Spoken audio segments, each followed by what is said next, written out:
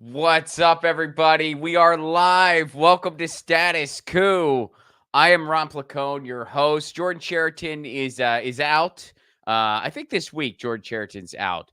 I'll be here again on Thursday. Now the times are a little bit topsy turvy. We're coming at you at 3 p.m. Eastern, noon Pacific, and the reason for that is because in 1 hour.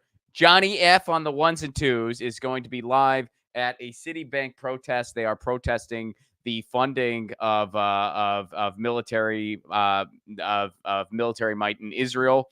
So there's a Citibank rally for that, a Citibank protest / rally. John Farina is going to be there on the ones and twos. You don't have to go anywhere. We will automatically go there at 4 p.m. Eastern, 1 p.m. Pacific.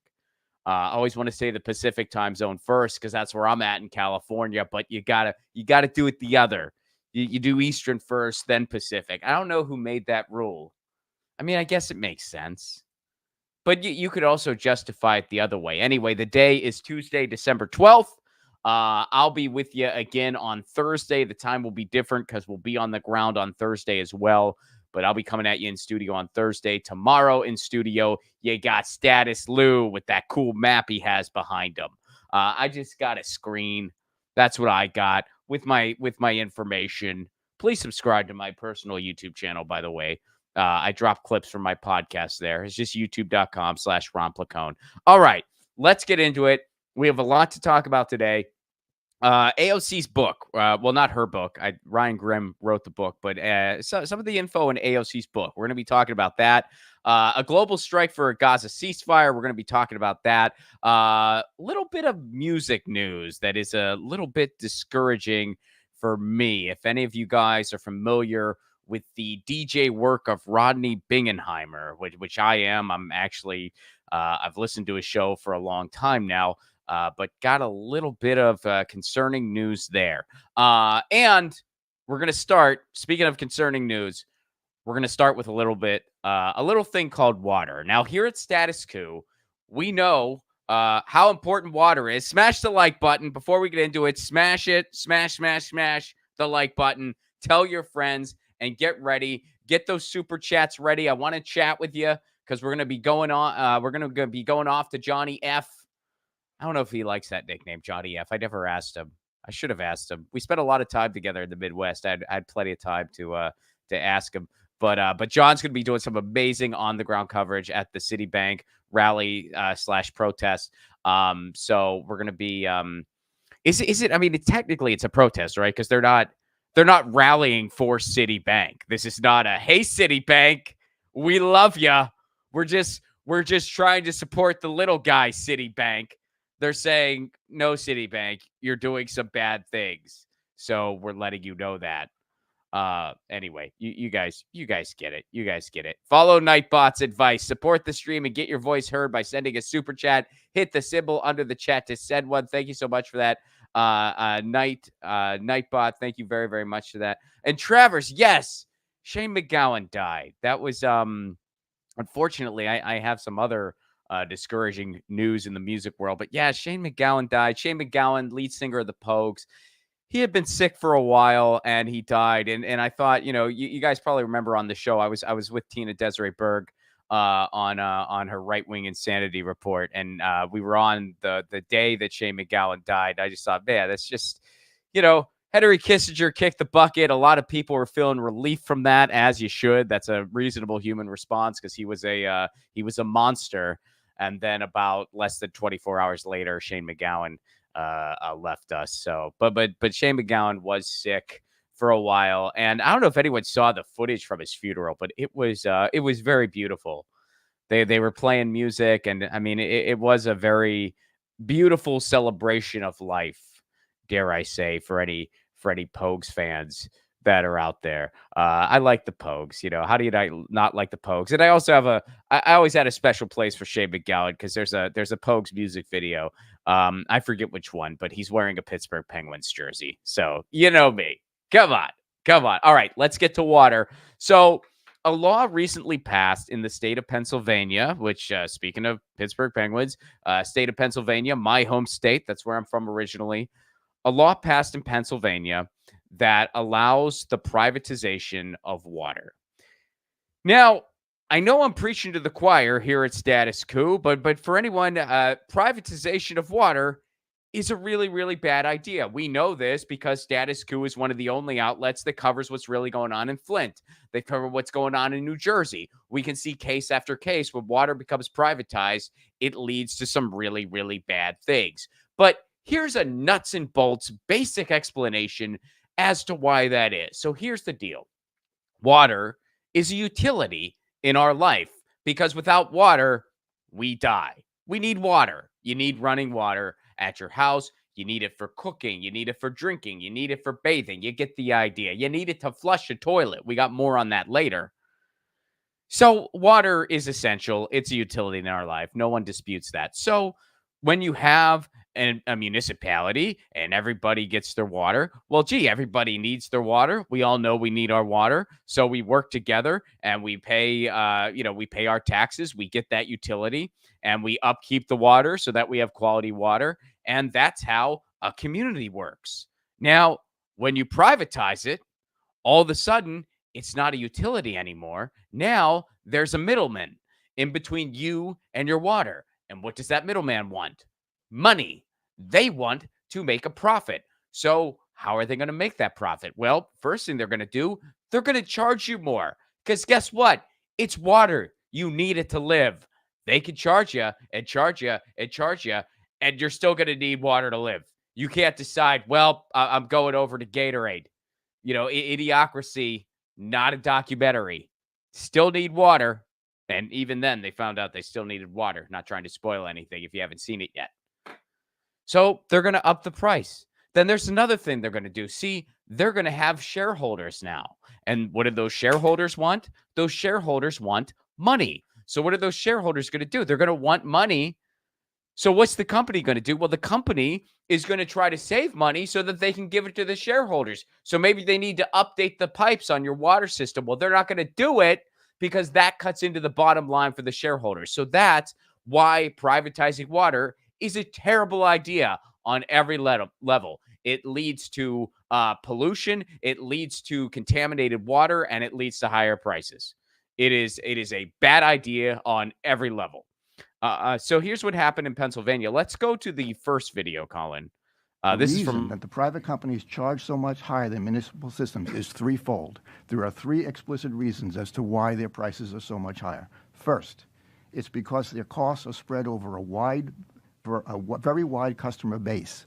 So customers living in one geographic region have to contribute to paying for infrastructure improvements in other distant areas in which they receive no benefit.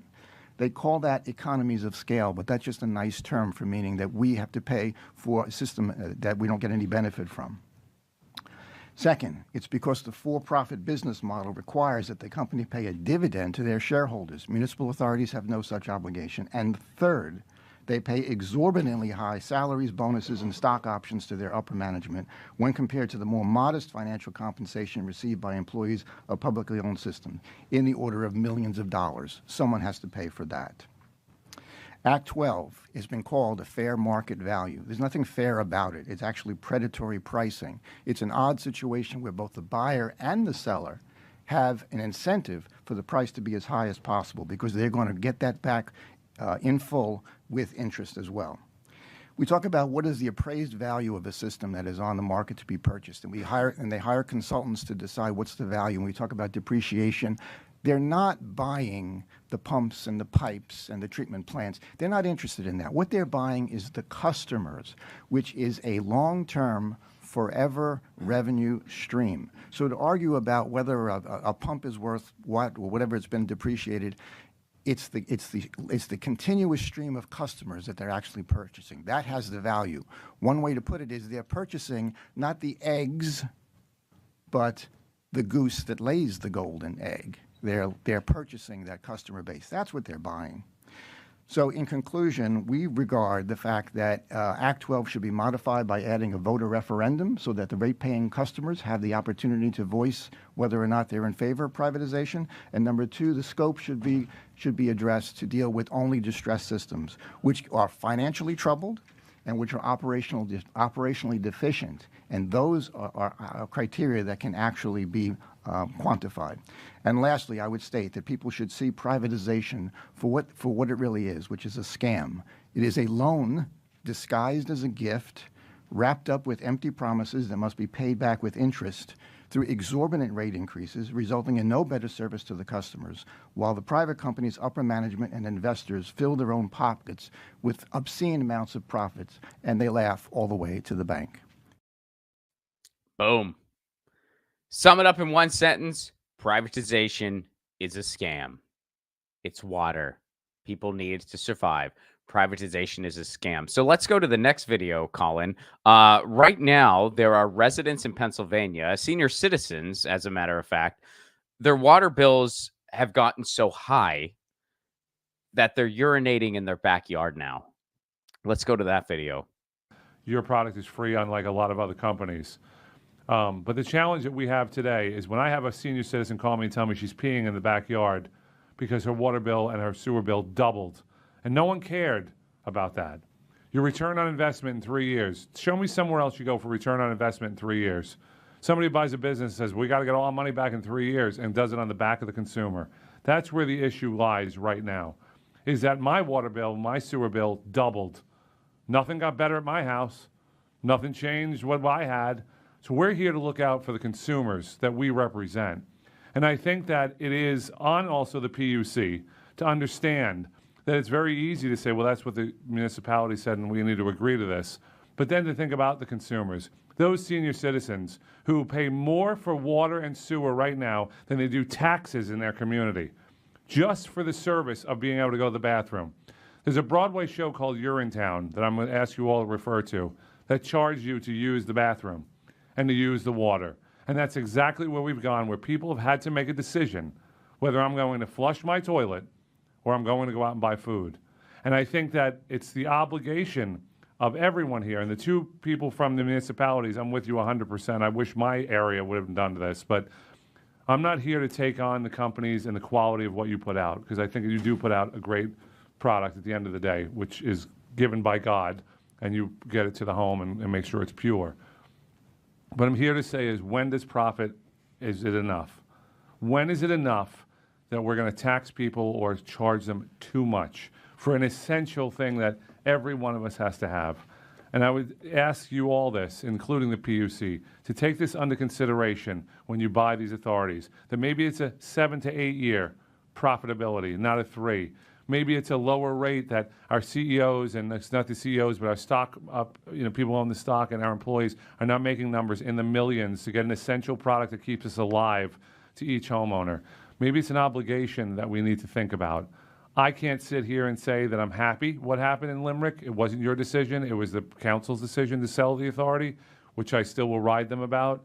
I think it was a little bit of a greed that happened in our community. But I also think there's a moral issue that's happening. And when I have a senior citizen tell me that they're going, literally she said that, a woman called me and said, I'm peeing in my backyard rather than to flush my toilet because I can't afford the sewer bill any longer and I can't afford to eat. So I'm sorry to be so blunt, but I think it needs to be said as we move forward and look at these laws, how we deal with this in the future. Thank you. That guy was a little more diplomatic than I would have been. I think it's a little bit agreed. Yeah, I think it's a lot of bit agreed. There's metrics out there that kind of come to the conclusion that the United States isn't even a first world country anymore. What do you call a country where somebody needs to pee in their yard because otherwise they can't afford food, where they are being price gouged so hard that they can't afford food, so they have to pee in their yard, where water, sewage is not a human right? That's unreal. And this is what privatization gets you. And this isn't going to stop with Pennsylvania. Keep in mind, Pennsylvania also has a whole other slew of issues because that's where the Marcellus Shale is. So they've been suffering from fracking for years and years and years. I've seen it firsthand. In my community. When I first got on the road as a road comic, I was based in Pittsburgh for part of it. And I'd be driving around the state of Pennsylvania, seeing these Marcellus Shale thing. It looked like something out of a science fiction novel or a science fiction movie, I guess. Not all the novels have pictures, but you know what I mean. You would just see these wells, and you would think there's no way we should be doing what they're doing right there. There's no way that should be happening. There's no way that's not poisoning our water wells. And of course, it was poisoning our water wells. And we're not learning the lesson because happened in Flint, nothing going on. Happened in New Jersey, nothing going on. Similar things happen here in California. It happens all over the country. It's just sometimes things spike a little bit, like what's going on in Pennsylvania now. There's counties where, they sold the water rights, and now people are peeing in their yard because they can't afford to flush their toilet. How sick is that? And these are senior citizens, too. And I got to say, this is another lesson why local is important. I'll say it till I'm blue in the face. A lot of people, let's scream at each other for a year and a half over whether or not you're going to vote for Joe Biden. Let's do that. Meanwhile, we got our city council selling out our water. What's going to have a bigger impact on your life?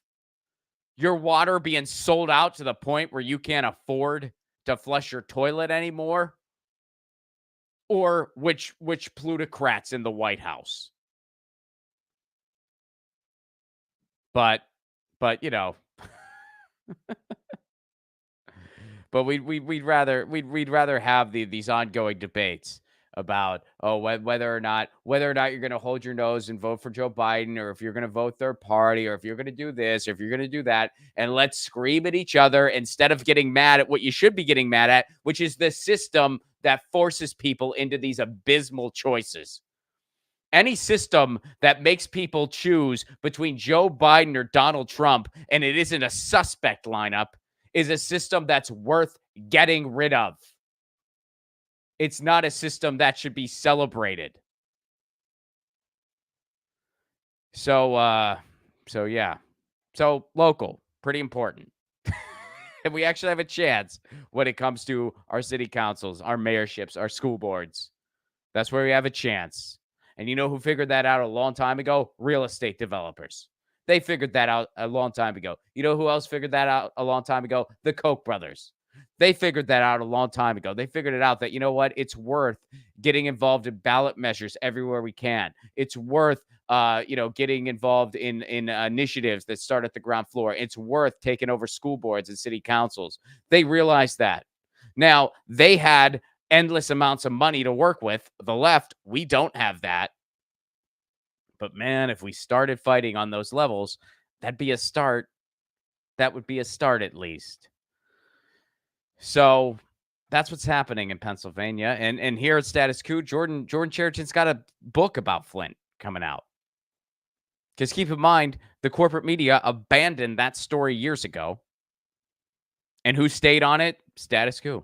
Status Coup, pretty much the only who stayed on East Palestine, Status Coup. So I will mention in closing here, and it looks like maybe a trip to Pennsylvania might be in the future. I don't make the executive decision on those things. Jordan does, but it looks like, depending on what continues to brew here in Pennsylvania, that might be another trip. And guess what, folks? We can't do this without your support. We are a listener/viewer supported venture. So please, as the holidays are upon us, if you are able, statuscoup.com/join. Your membership helps fund on-the-ground journalism. That's what this network's all about. It's all about putting boots on the ground, whether it's Status Lou in East Palestine, whether it's Jordan in Flint, whether it's Johnny F. Covering protest and strikes and everything he's been covering. He was at the UAW strike all 25 days. Whether it's me at the UAW strikes, they brought me in for reinforcement. I had a few days. That was fun. I had a blast. That was so much fun. Maybe Pennsylvania is going to be in the future. There's so much stuff going on. We only got so many resources, but we love to do as much as we possibly can, and we can't do that without your help. So please, statuscoup.com/join. There's $5 a month levels, $10 a month levels. That ends up being about 16 cents or 33 cents a day. I know times are tough. Maybe you're thinking, hey, that's not me. That's totally cool. I get it. Like these videos, share these videos, make sure you're subscribed. But if that is you, if you're thinking, hey, you know what? I can spare that. That's great. Sign up. Or maybe you can spare it for a friend. Sign up. Makes a wonderful holiday gift. StatusCoup.com/join. You get membership phone calls. Jordan's on those calls. Sometimes Tina's on those calls. Sometimes I'm on those calls. We're looking at doing more kind of fun virtual events in the new year in 2024. So please, StatusCoup.com/join. All right, let's go to the Rodney Bingenheimer news. And then we'll go to the Gaza ceasefire strike, and then we'll go to AOC's book, and then the call to action, and that'll round out the show. So, Rodney Bingenheimer, for anyone who doesn't know, is a pretty famous DJ. His show was known as Rodney on the Rock. He was on KROQ for years. He used to run a nightclub in the Sunset Strip. In recent years, he has a show on Little Steven's Underground Garage on SiriusXM. Full disclaimer, that's my favorite station on SiriusXM. I love Little Steven's Underground Garage. Drew Carey has a show, which is kind of random, but Drew Carey's show is awesome. He's super knowledgeable about music, and he plays really cool music, and he talks about it. He has a great show. Drew Carey's show is really good. There's a lot of great jocks on that show. And it's basically Michael DeBar is one of the jocks on that show. And it's basically maintaining the soul and spirit of radio, where it's a little bit more than just music being played at you. There's a person behind it who's curating this music to show you something. And that's something we've lost as AI algorithms take over everything. And radio's been gutted a long time ago. We've kind of lost that sort of local, deliberative nature of radio that made it cool in the first place. And now it's been replaced technologically with stuff like this. But, man, that whole spirit of someone just making a music mix for you and using their soul, using their heart, it's a special thing. And if you still appreciate that kind of thing, you can get it on a place like Little Steven's Underground Garage. But unfortunately, we got some pretty concerning news regarding Rodney Bingenheimer. So let's go to this headline. Rolling Stone dropped a big expose on this. Go-Go guitarist Jane Wilden says she was sexually molested at 15 by famed DJ and club owner Rodney Bingenheimer. We can go ahead and scroll down. So that's a picture of Rodney there. In a bombshell Rolling Stone article, Go-Go's guitarist Jane Wilden says she was sexually molested at age 15 by Rodney Bingenheimer, the SiriusXM radio host, once dubbed the mayor of the Sunset Strip, in large part due to his ownership in the influential 1970s rock and roll hotspot, the English disco. So she is one of 5 women who tell Deadline's sister publication they were sexually assaulted or molested by Bingenheimer when they were minors in the 1970s and 80s. The allegations came about 8 months after Carrie Crome, the songwriter for the 70s all-female band The Runaways, sued Bingenheimer and the estate of the late Runaways producer Kim Fowley for sexual assault when she was a minor. As of right now, Rodney Bingenheimer, to the best of my knowledge, and I checked right before we signed on here, but as of the recording of this, Rodney Bingenheimer has not responded to this. They go into more details about what happened. I don't want to. I'll kind of let people read it themselves because I know it might be triggering for some folks, but it was very grossly inappropriate. She was underage. He was not. He was around. I think he was around 27 years old when this happened. So he, took advantage of a minor, and so if this is true, that's pretty messed up. And very, very tragic. So that kind of dropped today. Let's go to the Gaza ceasefire here. We're going to go to the global strike for Gaza ceasefire, which also brings us to our poll today. The poll today is, will a strike lead to a ceasefire? And yes or no? Do you think a strike is going to be what it takes to get a ceasefire to happen here? It's an interesting question, isn't it? All right, so let's go into this story. Protesters hold global strike to demand ceasefire in Gaza. This is from Democracy Now! So go ahead and scroll down, Colin. Palestinians and their supporters around the world joined a global strike on Monday, demanding an immediate ceasefire in Gaza. The action, which saw businesses closed and other activities suspended for the day, came in response to the United States veto of a UN Security Council resolution calling for an urgent ceasefire in Gaza. We covered that yesterday on the show. In Washington, D.C., over a dozen Jewish elders chained themselves to the fence in front of the White House, urging President Biden to end his opposition to a ceasefire. The 18 women who participated in the act of civil disobedience read the names of Palestinians killed by Israeli forces since Hamas's October 7th attack. They also chanted, Biden, Biden, pick a side, ceasefire, not genocide. That's a pretty good rhyme. Very, very tragic topic, but that's a pretty good rhyme.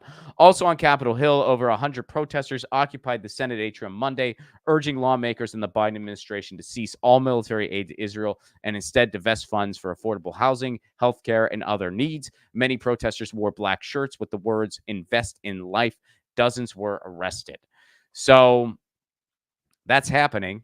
Or that happened on Monday. Will continued strikes lead to a ceasefire? Is that going to be what it takes? Yes or no? It's a tough question because it seems like no matter what we do, they're not listening. There have been protests and demonstrations around the world. There have been demonstrations on the Leaning Tower of Pisa. Wow, I stumbled over that. The Leaning Tower of Pisa. That's in Italy. There have been wall-to-wall demonstrations in London, in Berlin, in Rome, in Los Angeles, in New York. Status Coup's been on the ground for some of it. Johnny F's been on the ground for a lot of it. He's on the ground constantly. He's on the ground today, which, by the way, I'll send a reminder for anyone who may have tuned in a little later. Don't go anywhere. We're going to go right over to John Farina at 1 p.m. Pacific. Oh, I did it backwards. 4 p.m. Eastern, 1 p.m. Pacific. So we got a few more headlines for you here, and then we're going to go right over to John Farina.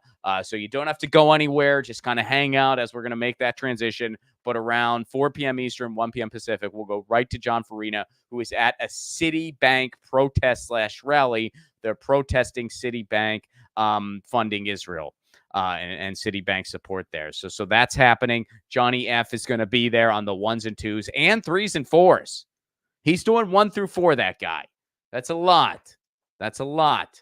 He recently became an unofficial resident of Michigan because of how long he was at the UAW.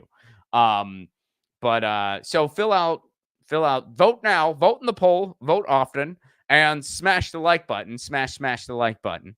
And again, you're going to be seeing Johnny F really soon, but Status Coup, we cannot do what we do without your support. So this holiday season, if you're looking for a gift for somebody, you know what makes a great gift? A Status Coup membership. You go to statuscoup.com to join. You can do 1 year on the $5 level for $50, 1 year on the $10 level for $100. That's 2 months free. That is 2 months free, my friends. Makes a wonderful holiday gift. Makes a wonderful investment in independent journalism. And you know what? It's not just a selfless act on your part. You get all kinds of cool stuff. You get membership calls. You get exclusive content. We're going to be trying to do some more kind of interactive events coming up in 2024. And of course, you are supporting independent journalism, where we are filling the void that the corporate media just doesn't want to do. They have all the money and all the resources in the world, but for actual on-the-ground journalism, it's places like this and like maybe 2 other places that are doing it. It's basically nowhere. Why? Because journalism takes resources. Journalism takes resources. Journalism takes money. Journalism takes planning. It takes a lot of trial and tribulation, especially traveling right now is not fun, folks. It is really not fun. So journalism takes a lot. And you know what? It's a lot easier to just gossip from an air-conditioned studio. That's a lot easier than doing actual journalism. But here, you know what? We know how important journalism is. So we do the hard stuff anyway. All right. So yeah. All right. So let's go to AOC's, the book about AOC. And I think Ryan Grimm's been on this show talking about it.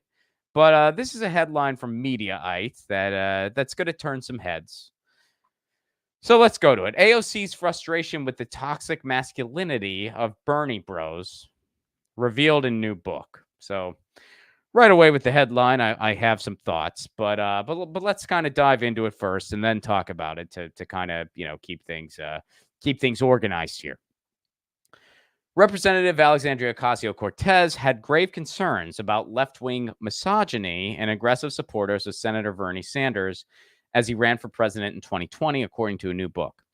In The Squad, AOC and the Hope of a Political Revolution, Ryan Grimm writes that AOC was more disturbed by the Sanders campaign than she let on.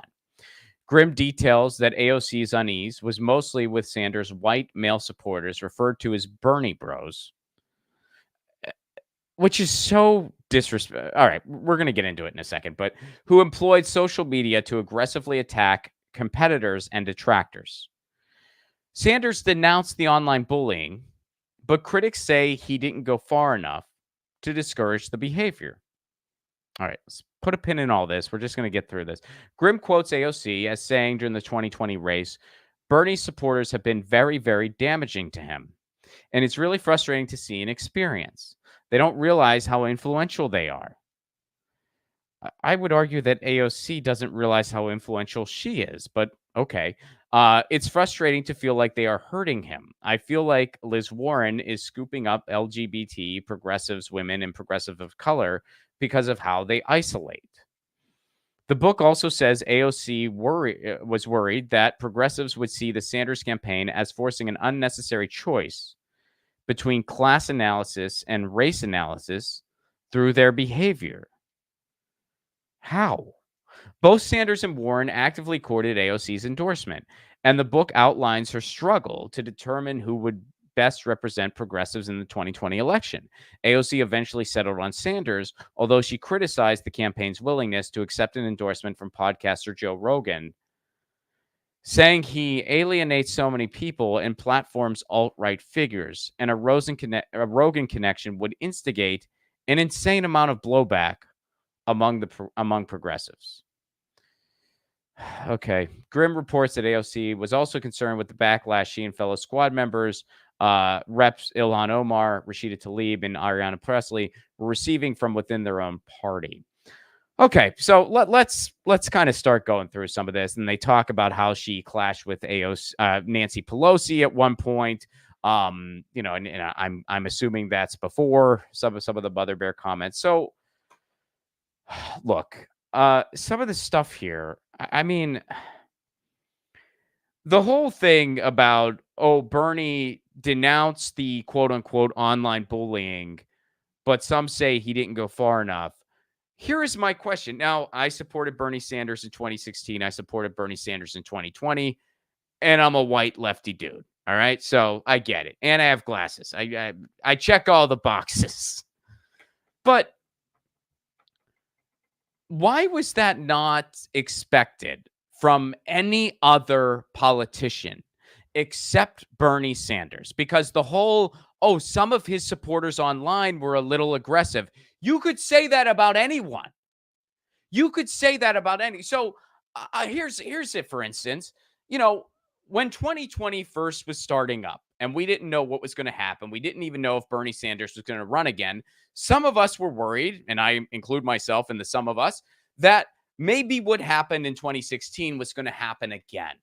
And maybe we need a new, fresh face. We need maybe someone a little younger than Bernie, like kind of a new face for the movement, so to speak. And we wondered who that person might be. And some of us thought maybe that person's going to be Tulsi Gabbard. You guys know I used to like Tulsi Gabbard. I was wrong. I was duped. And for years now, I've been saying, hey, I was wrong about her. But at the time, I liked what she was saying about anti-war. I thought that her change was genuine. It's not. It wasn't. It was all a lie. But I thought her change was genuine. I thought her homophobic past was in the past, and she moved forward from that. And I was wrong. But anyway, at the time, I liked Tulsi Gabbard. So I thought, well, gee, maybe Tulsi Gabbard is going to kind of be the new face of the movement. Bernie will kind of be a little more in the background. Let's see what happens. As the campaign went on, it was obvious the momentum was still with Bernie. It was obvious. And also, as the campaign wore on, I realized that I had more differences with Tulsi Gabbard than I realized, and Bernie overall was just the best choice. I thought that Tulsi would have made an awesome VP pick, and I was rooting for that to happen, but I was supporting Bernie Sanders. When I said I was going to do that, I got death threats from Tulsi Gabbard supporters. Even though spoke highly of her, wanted a joint ticket, just said, hey, man, I like her, but I got to go Bernie. I got death threats for that. I got an email. Someone said, in the true aloha spirit, by the way, someone said, I hope you die on the streets without health care and completely alone and abandoned because you abandoned Tulsi. That was a serious email I got from a person. So my point is, now, is that every Tulsi Gabbard supporter? Of course not. My point is, every single politician, you think Hillary didn't have aggressive online supporters? They called everybody a Russian bot. They called people Bernie bros. They called people super predators. I had Hillary supporters insulting my mom because which was so funny. The same people who insult.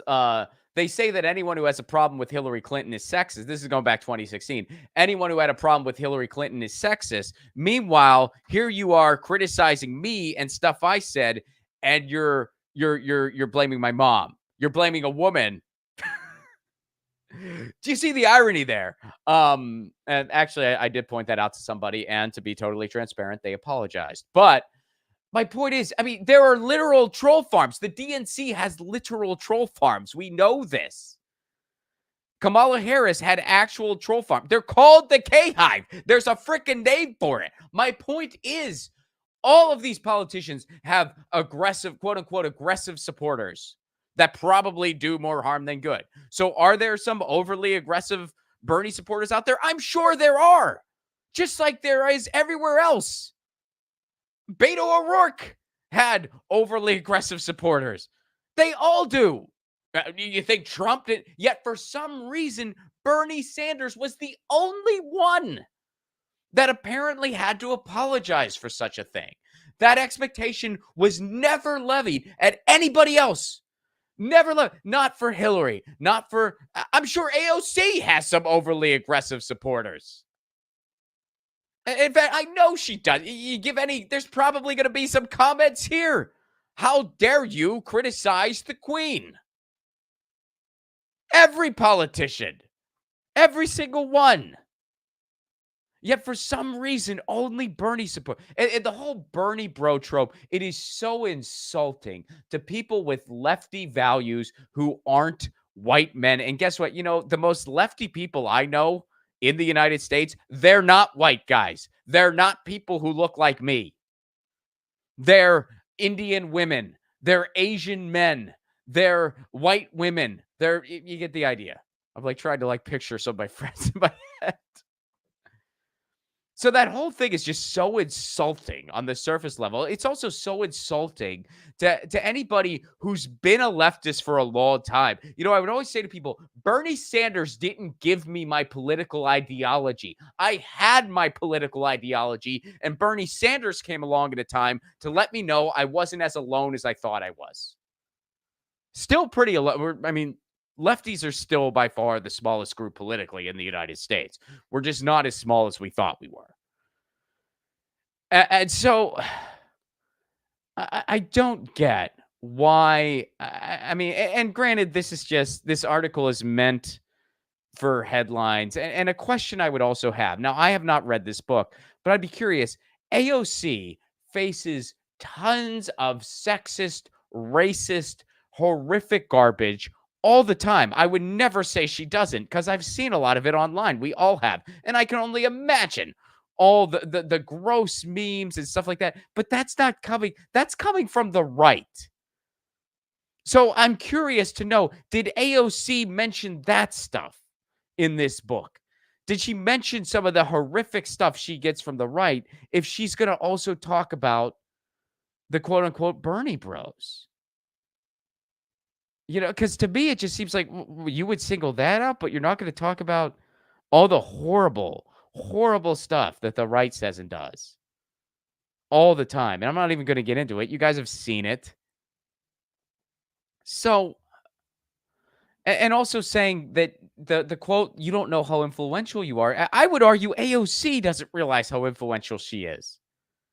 I think at times, and I'm not just singling out AOC, I think a lot of members of Congress, they don't realize, look, I'm quoting Ro Khanna here. This isn't Ron Placone talking. This is Ro Khanna. When you're a member of Congress, you are among the 1% of the 1% of the 1% when it comes to power in the country.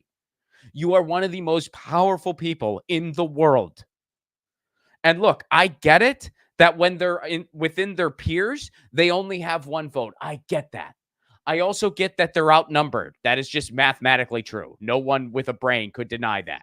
However, you have to use the leverage you have.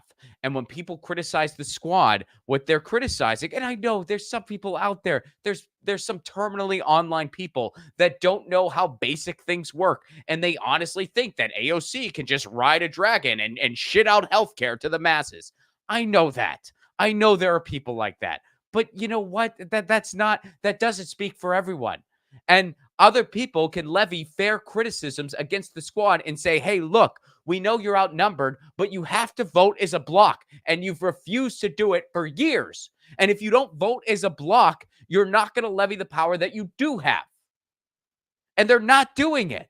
That's why in other countries where they have more political parties, their right wing is not as batshit crazy as ours, and their left wing is an actual left wing party. It's at the very least a center left party. It's not a corporatist right wing party that just talks slightly less mean.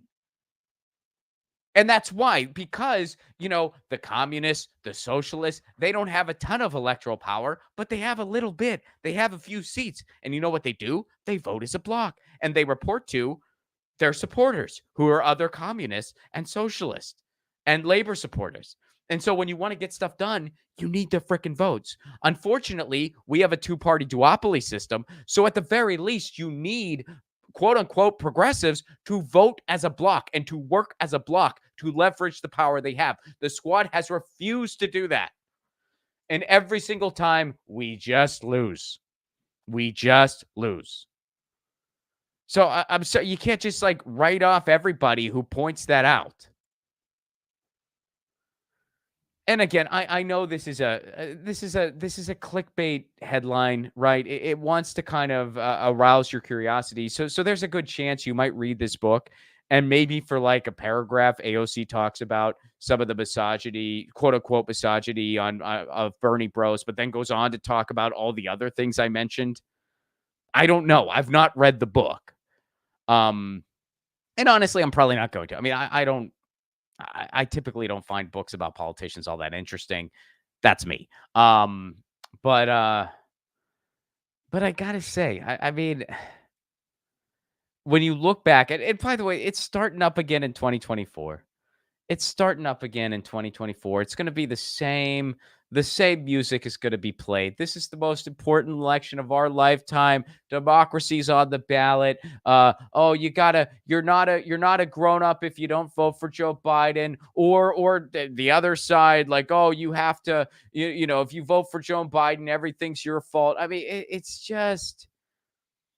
it's all just noise at the end of the day, because at the end of the day, your vote for president, I'm not saying don't vote for president. I do encourage voting, and I talk about why, but your vote for president is by far the least effective vote you have to cast.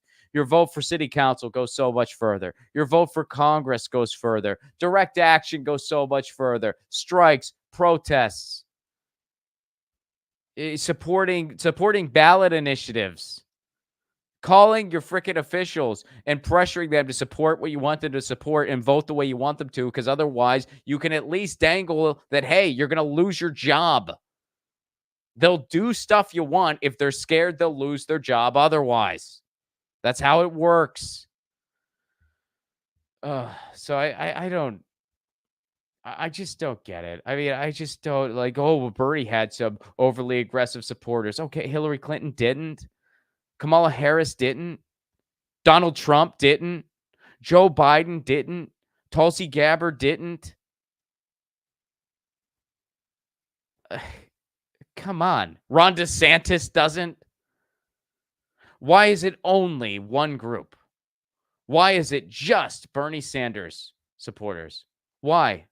Why is that? And we know why. We know why, because Bernie Sanders, and look, Bernie's not perfect. He's done a lot of things that's ticked me off. And he's really, his inability to call for a ceasefire is nothing short of heartbreaking and deserves a ton of criticism.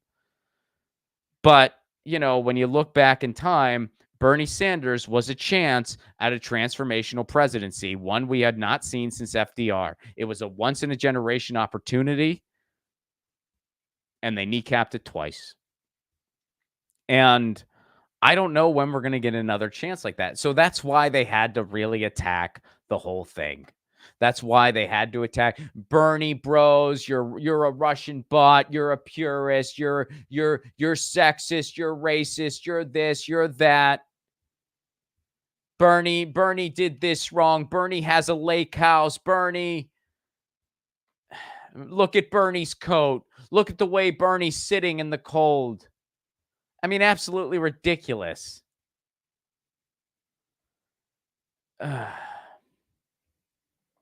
And that's what they amplified. And that's what they amplified.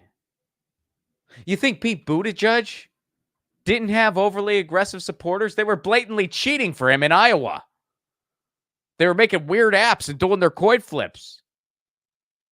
Did he issue any statement on that? Did Pete Buttigieg? No? Just Bernie Sanders supporters. Nobody else. Nobody else. You might be right, Chris. Not once in a generation, once in a lifetime. You might be right. Yeah, honestly, yeah, because it's been the only opportunity like that in my lifetime. So, yeah. So check out AOC. Check out the book if you want. And yeah, again, let's not read too much into this because it's a Mediaite headline. The point of the headline is to make you look. So there's a chance it's like a sentence where she goes, yeah, some of the Bernie supporters were a little much. And they're like, ooh, look what she said. But who knows? Maybe it's more than that. I don't know. All I'm saying is I really hope if she pointed that out, she's going to talk about all the ridiculous thing the right does to her all the time. Because, come on. So, all right. I think we got it. I think we got it.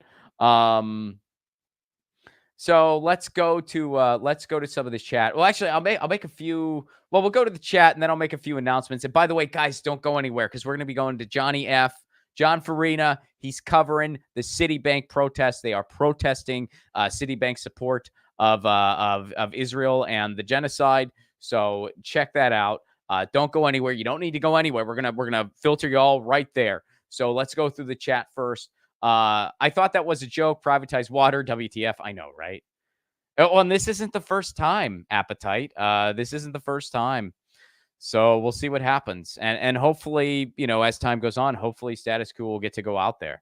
You don't have a choice but to drink water if you want to stay alive. Yes. Soft pie. I hope I'm saying that right. Probably not. But yes, you are correct. You are correct. Fly Chopper Fly, what's up? Thank you so much for the super sticker. Good to see you. I hope you are doing awesome and incredibly well. Let's see here. Tony D, what's up, my friend? I love when Ron is hosting Status Coup. Thank you for that, Tony. I appreciate that very much. Tony D again. This is a fun question. Ron, I heard John Oliver did an episode of his show about East Palestine. You think he saw your coverage? Well, don't give me credit for that. That's give everyone in Status Coup credit for that. And honestly, people were on the ground. I was not on the ground in East Palestine. So give credit to Status Lou, give credit to Jordan, give credit to and also Savage Joy, who is not part of Status Coup, but we covered we showed some of her stuff here, some of the stuff she did in East Palestine. Definitely give the credit there. Don't give the credit to me, although I try to curate everything the best I can and help the best I can. Yeah, I don't know. Who knows? Maybe John Oliver did see some Status Coup stuff. on East Palestine. If he did, John, I'd love a writing gig. John, if you're watching, I'd love a writing gig. Don't agree with all your takes, but a lot of your domestic stuff, your antitrust segment was brilliant. Your net neutrality segment was brilliant. I'd love a writing gig. Thank you for that, Tony D. Let's see. My opinion. Bernie is a scam artist. He just took everyone's money and did nothing. As opposed to the other 99.999% of politicians. I mean, I hear you, but as opposed to the other 99.9, I mean, what politician hasn't done that? What politician? I gave them my money. And look, I feel your frustrations, my opinion. I totally do. I personally, this is just how I am. I don't give to any federal candidates. I just don't. I only have so much money to give, and so when I have money to give, I only give it to mutual aid efforts in my neighborhood. And if I do give to anything in the electoral realm, it's local or state level is the highest I go. I gave Fatima Iqbal Zubair, who is a friend and colleague of mine. I gave her a little bit when she was running for a state assembly. That's the highest I go. I don't give to congressional causes. I don't give to Senate causes. I certainly will not be giving a dime to anyone running for president. And it doesn't mean I'm not rooting for people. It doesn't mean I don't support people. I just think that, I feel like I'm not, I'm not a wealthy man. And so I only have so many resources to go around. So I try to give my time and my resources when I have them to give, directly to causes in my neighborhood, because I think it goes so much further that way. So and if if I'm ever more wealthy than I am now, I would still be the same way. I would just give higher levels. Like I would just give more. Chris, what's up, man? Ron Placone, did you ever see the Bernie Sandwars animated YouTube skits? They lampooned everyone, including Tulsi.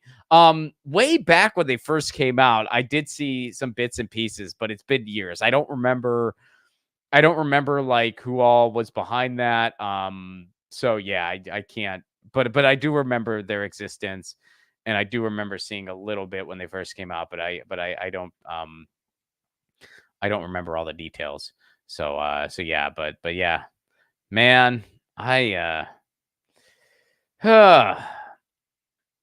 some ways, reflecting on those times is so discouraging, because I think about the sort of hope I had that we were going to see a transformational presidency with Bernie Sanders. And I see how that was just all obliterated. I see how those movements have just been completely fractured. And now, I've pondered this and I don't really know the answer, but you kind of wonder, is the left even worse off than we were before the Bernie movement happened? I hope that's not the case, but sometimes I don't know, I mean, it's like, the coolest thing about what happened in 2016, again, is that we realized we're not as alone as we thought we were.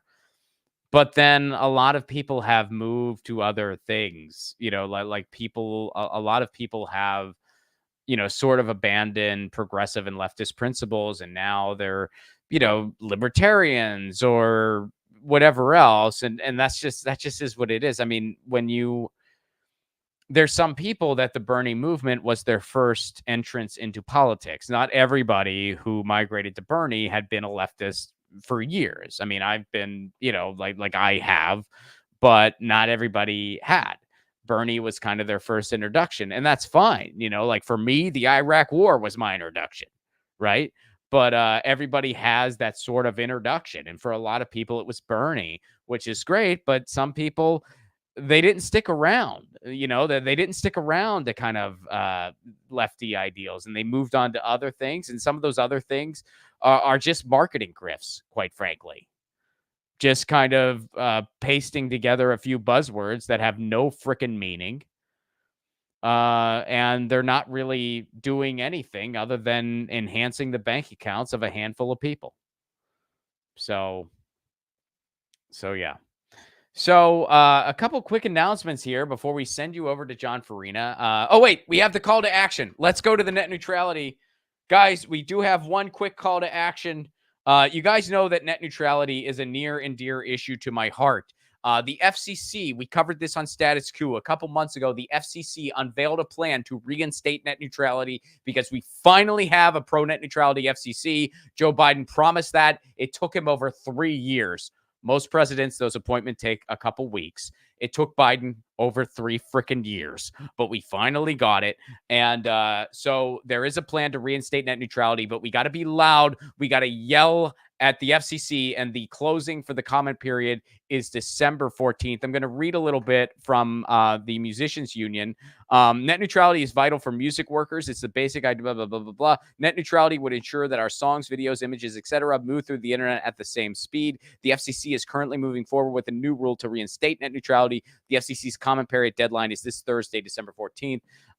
Voice your support for net neutrality. This is from fightforthefuture.org. The FCC is moving forward to restore net neutrality. This is the best chance we've had to win a free and open internet where companies are not allowed to block or gatekeep traffic or access since the Trump administration, a disastrous decision to repeal net neutrality in 2017. Telecom lobbyists are already working to block or water down the FCC's proposed rule. Take action now. Scroll down a little bit, Colin, because there's a really nice summary on what net neutrality is. Scroll down a little. Yeah, here we go. So go to what is net neutrality. Net neutrality is the principle that everyone should have access to websites and apps, preventing internet providers like Comcast and Verizon from creating fast lanes, censoring content, throttling traffic, and even outright blocking access to their computers' products. The principle has guided the World Wide Web from the beginning and has been protected by federal policy under Republican and Democrat leadership since the early 2000s. And then it was officially cemented into law in 2015, and then it was repealed by the Trump administration. But we've had net neutrality since the advent of the internet. It was just an assumed rule since the beginning, cemented into law 2015 officially, and then rolled back 2017. But we've been fighting, and we have net neutrality at the state level, which is why you haven't seen the disastrous effects of a post-net neutrality internet yet. But go to that website, fightforthefuture.org. We'll share that petition specifically, and please leave your comments for the FCC. The deadline is Thursday, December 14th. And they have a plan. We just have to make sure they act on it. All right, folks, my movie is finished. I finished my movie, Left at Wall, and screenings are happening in 2024. February 22nd, you can go see my movie in Tucson, Arizona. February 29th, Omaha, Nebraska. March 20th, Washington, D.C. March 22nd, Pittsburgh, Pennsylvania. I will be at that one. Pittsburgh is a stand-up show, a screening, and a Q&A after. So please, you can get tickets and more information at ronplacone.com. We'll be announcing more screenings, and we'll be announcing other events. So get your tickets now, get information now, and I'm going to be doing some stuff in the UK as well. And last announcement real quick before we send you over to Johnny F. I'm really excited about this. So some of you know I released a short vertical film called Frank Azzurri. It premiered in Rome, and Status Coup members got to see it. I sent it out to some Status Coup members. It's not been officially released yet. Well, here's some really cool news. Andrew and myself, Andrew Saxena, makes Frank Azzurri with me. We decided to make it a web series, and Status Coup is going to be hosting our web series starting in January. So Status Coup is going to have a vertical series. It's called Frank Azzurri. It's coming this January. It features myself and Andrew Saxena. I think you guys are going to like it. It's a scripted series. It's a comedy. And basically the whole thing's a big metaphor for climate change. You'll pick up on it. But yeah, we're going to drop the first episode in January. We're going to drop more episodes, and it's going to be the first scripted series for Status Coup. And I'm very, very excited about that. And I hope you all love it. So ronplacone.com for all my tour dates. Please make sure you subscribe to my YouTube channel, Ron Placone. Looking forward to Frank Azzurri in January. We'll be talking more about it this month. And don't go anywhere. We are going right over to John Farina. And again, thank you for your support. Your support allows John Farina to be on the ground. It allows us to cover stories across the country and, hey, maybe internationally soon, too. Who knows? But statuscoup.com/join. Thanks for supporting this. This is Ron Placone for Status Coup signing out. Don't go anywhere. Stick around and watch John Farina.